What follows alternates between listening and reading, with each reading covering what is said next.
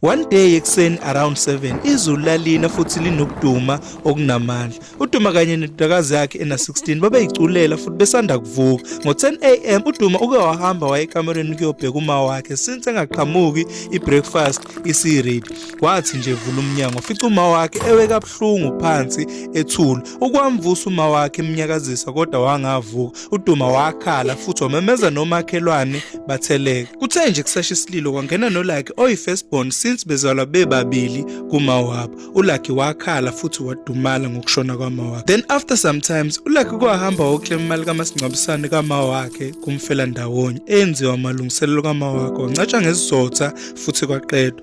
Then after a month uLucky kwaphuza kakhulu utshwala edliwa istress ebuya njalo edakiwe eshaya icapha efuna ukuvulelwa ebusuku. One day uDumelele nengane yakhe ebusuku kwangena abangani bakaLucky bashaya umnyango bangena. Kuthe nje mabengena baxavuna uDuma kanye nengane yakhe befuna ukubadlwengula. uDuma wamemeza kakhulu wakhala futhi kwangena nomakhelwane endlini. Labafana babanja insizwa zendawo bachaza ukuthi uLucky bamthengele ubhi abambalwa wathi uzobadayisela usisi wakhe ukuthi balale naye. Umphakathi wanyanya kakhulu futhi wafonela amaphoyisa labafana baboshwa. Ngakusasa uLucky wafika ecasukile elwa noDuma embuza ukuthi ubabophiseleni abangani bakhe ngoba akaqala ukulala nomuntu wesilisa. Baxabana kwashunqa uthuli kwaphetha ngokuthi uLucky ebaxoshwa. uDuma kwafonela umngani wakhe oseduze ukuze bezothola indawo yokufihla ikhanda since bexoshiwe. Lo mngani wakhe wayehlala emqashweni futhi kumsindo ukunakekela abantu ababili. One day lo mngani ukwathenga iphepha elibizwa ngokuthi iFried Herald. Leli phepha laline vacant post eyayikhishwe omunye umlungu obizwa nguPeterson. Lo mngani kwakhombisa uDuma le post bamfonela lo mlungu. Lo mlungu wathi ufuna idomestic worker ezosebenza emzini wakhe wesibili futhi ihlale khona. uDuma wakubona njengethuba lokho washona khona. Njengoba eya lapha uhamba nendodakazi yakhe, uDuma ukwakujabulela ukusebenza kulomuzi kodwa into eyamxaka kakhulu ukuthi awukho umndeni lana futhi lo mlungu uhlala yedwa. One day lo mlungu ukwakhuluma noDuma futhi wambonisa ukuthi akukho right ukuthi ingane ingafundi. Uzomtholela isikole esiseduze uVanilla kuze funde njengezinye izingane. uDuma wakujabulela lokho. After few days lo mlungu ukwabuya wathi usitholile isikole esiyi-boarding school esibizwa ngokuthi kuseNadine. Lo mlungu wathi akapakisha uVanilla baye khona kodwa kwasendleleni nje lo mlungu wacela bedlule komunye umuzi wakhe. Bathi befika wamthelela ujuice uVanilla. uVanilla waphapha ama-late ebusuku kwelinye igumbi elikwi-basement. Leli gumbi laliney'thombe odongweni zabantu besimame abanqunu. Leli gumbi laline-TV odlala umbukiswano wocansi. Ekhoneni leli gumbi kwakunombhede kanye nemvubu yokubhaxa nozankosi besikhumba. uVanilla yonke lento yamxaka ekulindlu. uVanilla kwamemeza kakhulu ebona kuthulekile kulindlu kodwa kwavele kwaqhamuka lo mlungu ehamba nomngani wakhe. Wathi uVanilla esathukile bambamba bamfaka indwangu emlonyeni bamkhombisa i-album oyinezithombe zamantombazane asemancane anqunu.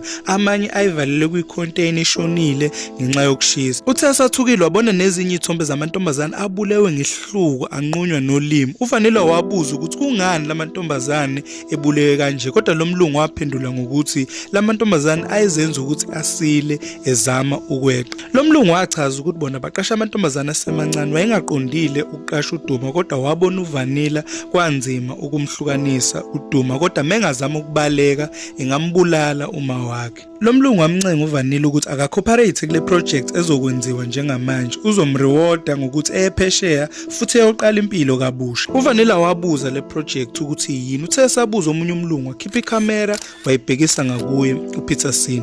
Wagumula ibhloko uPeterson wamdlengula futhi embhaxabula ngemvubu. Ukwamenzisa yonke lemgilingwane embopha ngamaleda enza noma ngabe yini kuyena. Uthe mayiqeda uPeterson kwangena lo bephethe ikhamera naye wamrape. Lento iqhubeke njalo kwaze kwaphela u5 months. Lama video beqoshwa futhi edayiswa phesheya. Lo mlungu wakuveza ukuthi miningi imizi enamantombazane ahlukene. Lo mlungu wamthatha uVanilla washintsha umuzi wamisa kwamanye amantombazane. Nalapho kwenzeka umsebenzi ofanayo kwaqoshwa lama video nalesixuku. One day uVanilla ukwacela lo mlungu ukuthi emkhulumise noma wakhe efonini since ade wamgcina. Lo mlungu wanqaba. Ngakusasa lo mlungu kwaletha uDuma kulesixuku samantombazane. uVanilla wajabula ukubona uma wakhe. uDuma waxakeka ukuthi obani lamantombazane ngoba lomlungu uthe uma use-boarding school ukuthi eyobona uVanilla. uVanilla wamchazela uma wakhe ngokwenziwa lana, kodwa naye uDuma wayibonela njengoba gcine sekufika abelungu abaningi belale nalezi ingane phambi kwakhe uDuma. uDuma lento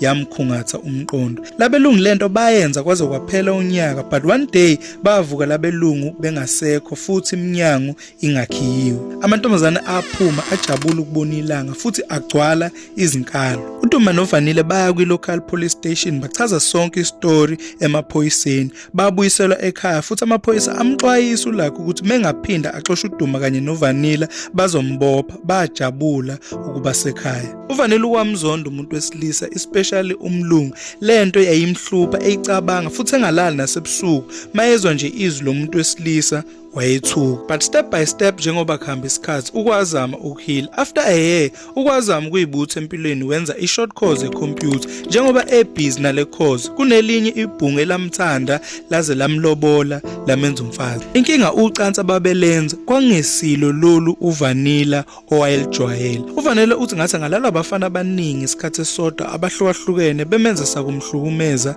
ezelimali. Lokho kungamjabulisa ngoba yikho akujwayele futhi enjoy. Useze wadayisa ngomzimba ukuze ezolala abafana abaningi abahlukahlukene. Akenzeli imali ngoba umuntu wakhe uyamnika. Umuntu wakhe mayengena ebusuku emsebenzini naye uyaphuma eyoqwayiza emgwaqeni. uVanilla ucela usizo nembono ehlukene ukuthi kungabe kuwumbono omuhle yini ukuthi umyeni wakhe amtshele sonke istory ngento eyenzeke empilweni yakhe. Nohlobo locansi alifisayo okuyilona olujabulisa inhliziyo yakhe noma ethule kodwa eqhubeke nokuqwayiza. Ngoba uVanilla unokwesaba ukuthi lo mbhema ngasenqaba ukumnika lolu cansi lokubhaxa nokungeza abangani bakamyeni wakhe ukuthi belale naye.